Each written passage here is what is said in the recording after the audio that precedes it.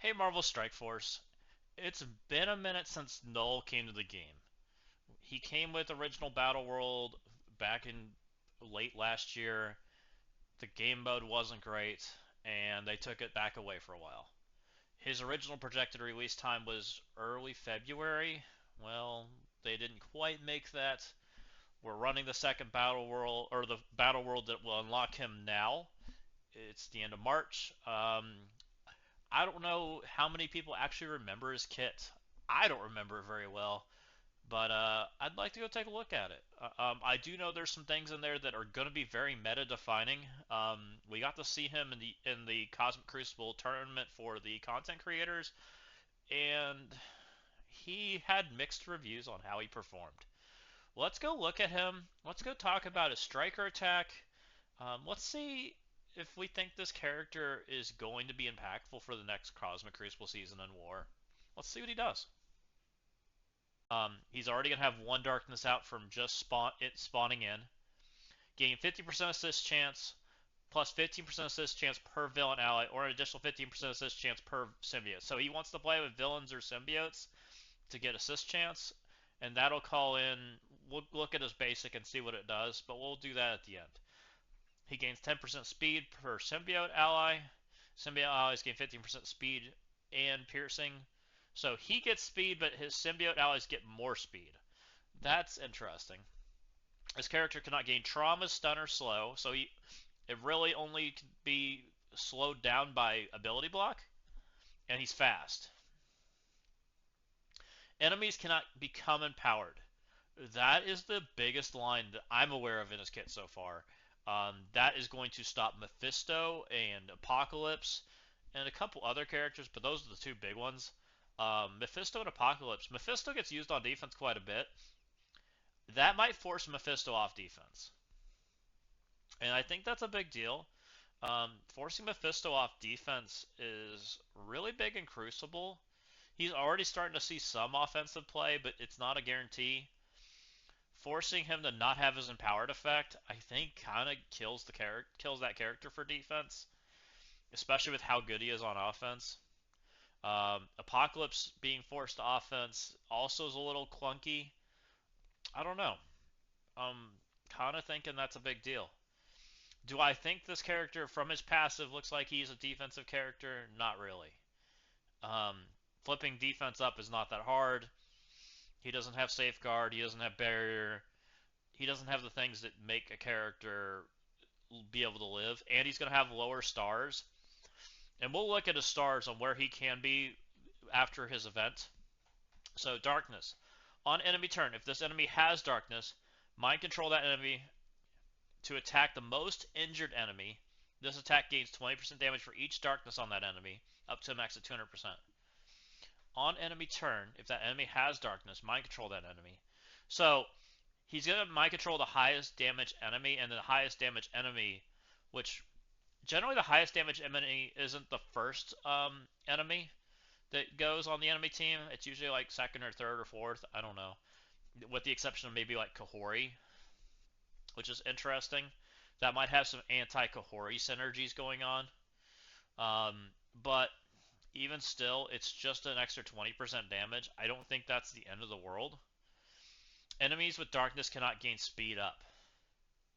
That could have some play on defense, but I'm not sure where. Not being able to gain speed up is a big deal, but I'm just not sure on that yet.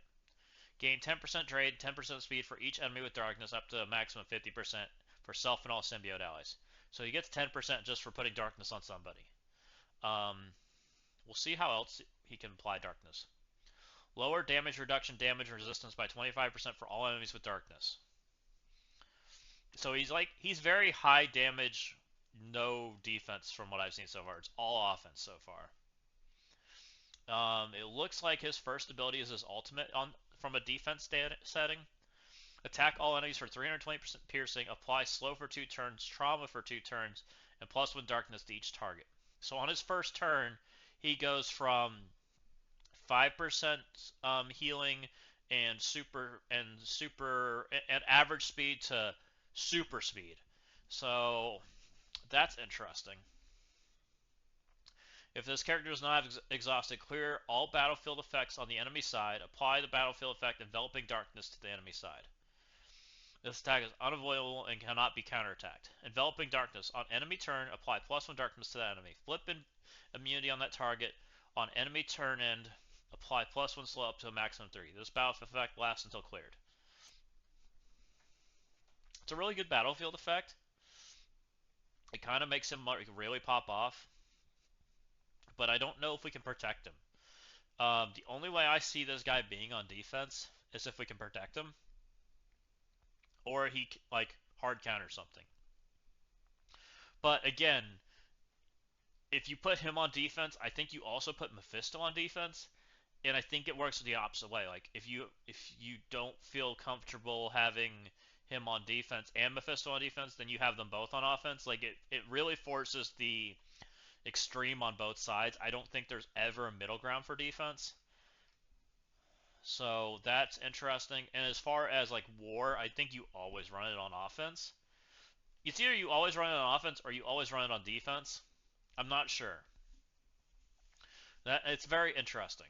Um, his special, which also can be used on turn one, on offense, but it would be his turn two on defense.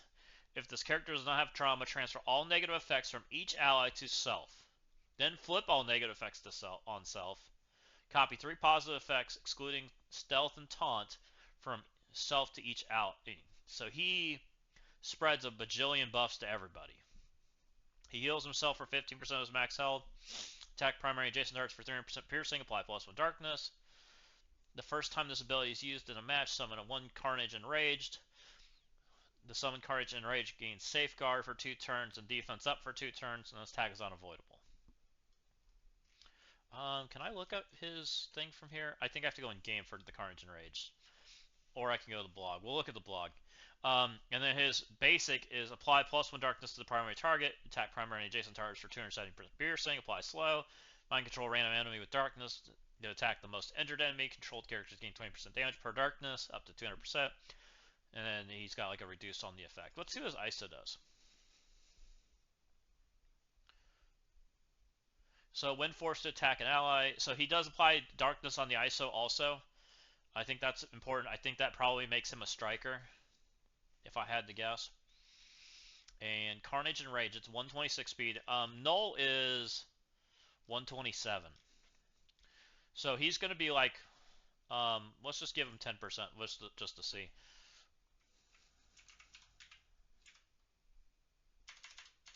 I'm doing the math real quick. 127 times 0.1.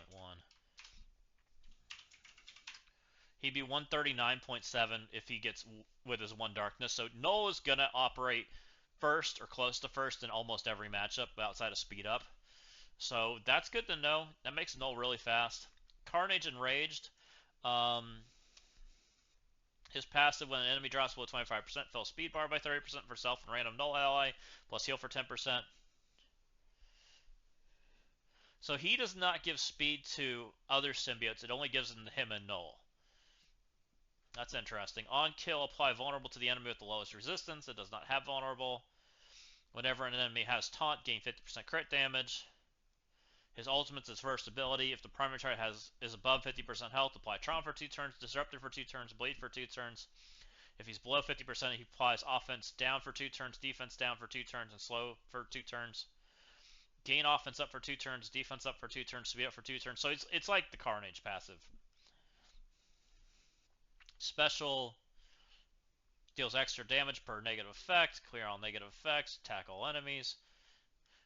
So I don't see Knull being very defensive. He's not a very defensive character from what I'm seeing. And let's go look at his stats. Knull's stats, we're gonna be able to, let's make him a striker, let's make him purple, let's take him to 3. We're able to get 4 red, 4 star initially. Let's take a look and see what that does. We will eventually G20 him, but let's do this instead. I don't know what pieces. Oh, so he has 2 pieces that are not G20 requirements. We'll go ahead and calculate that in there also. I do think you take him to G20 because I think you take him to the Xavier trial, but just right now he'll have 10 million health, 484,000 damage. That's not bad. Just to give you an idea of where he's at, let's go back to the game.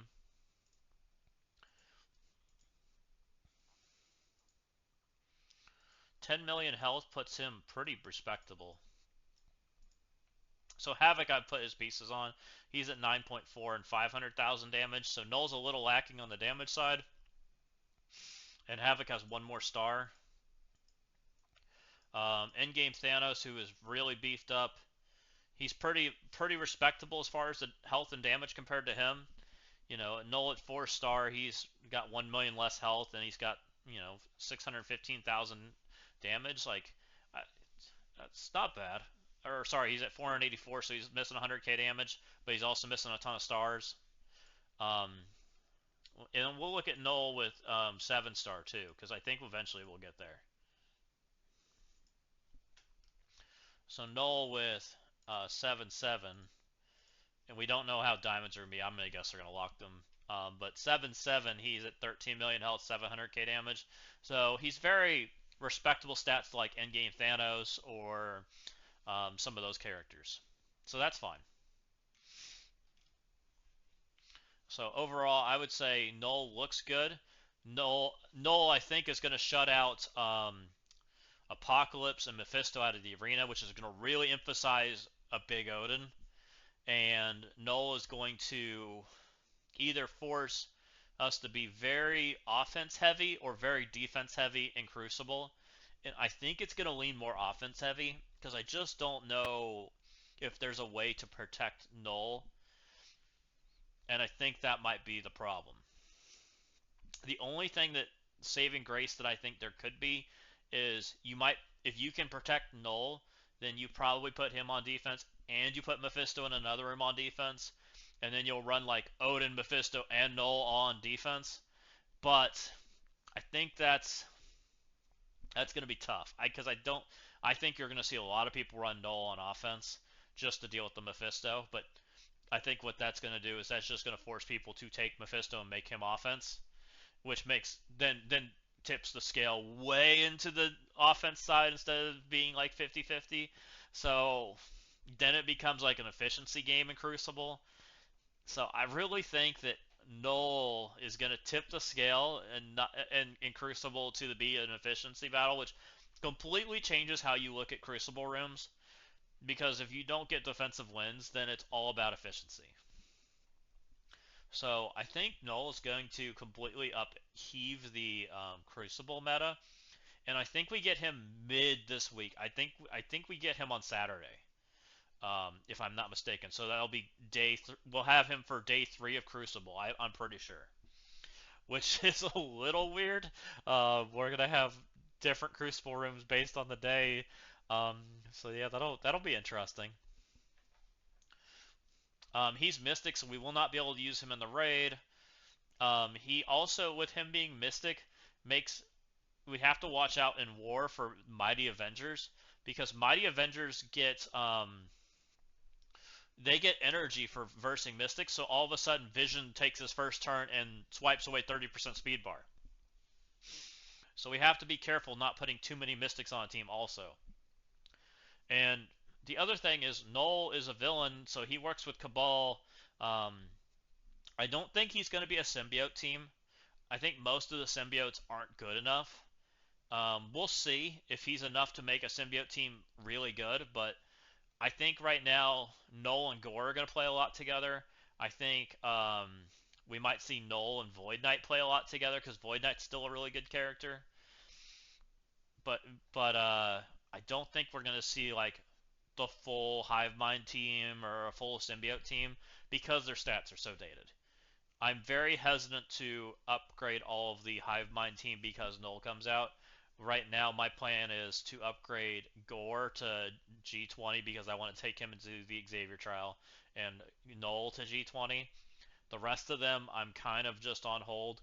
Void Knight, I'd like to take the 105 because I think he's a pretty good character still, but I'm not eager to put his unique on. I'm not eager to do any of that stuff. I still think Red Goblin's a good character, but Red Goblin was a very stats-based character from the get-go, And with him being kind of on the older stats, I'm way more hesitant to invest in him. Same thing with Carnage, and Venom's already dead. Venom's been dead since that team came out. It's just not a good character.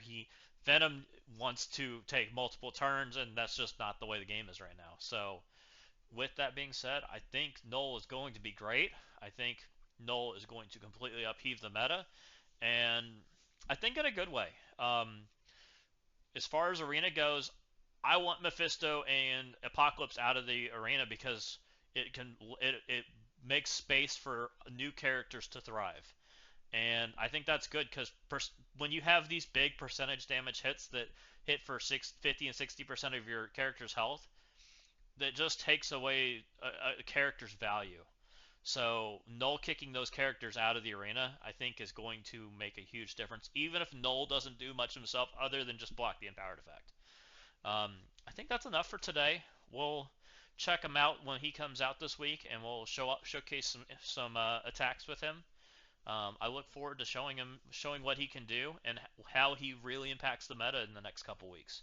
Stay tuned for that. If you like these kind of videos, please come subscribe to my channel, come thumbs up the video, come tell me what you think.